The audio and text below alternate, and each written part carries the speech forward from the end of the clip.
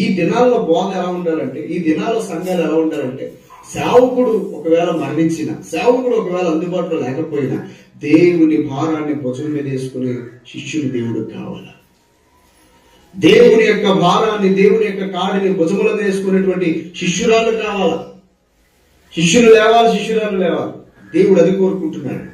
అయితే అది మనం చెయ్యాలి అంటే కనుక ఆ మనిషి ఏమై ఉండాలంటే, మోషేతో అంటి పెట్టుకుని ఉన్నాడు యెహోషువ. అలాగే దేవునితో విశ్వాసులు ఎలా ఉండాలి? అంటి పెట్టుకొని ఉండాలి. దేవునితో అంటి పెట్టుకొని ఉండడం అంటే ఎలాగా? నిత్యము ప్రార్థన చేయాలి, తర్వాత వాక్యం బాగా చదవాలి, తర్వాత దేవుని ఆజ్ఞలను పాటించడానికి సిద్ధ మనస్సు కలిగి ఉండాలి.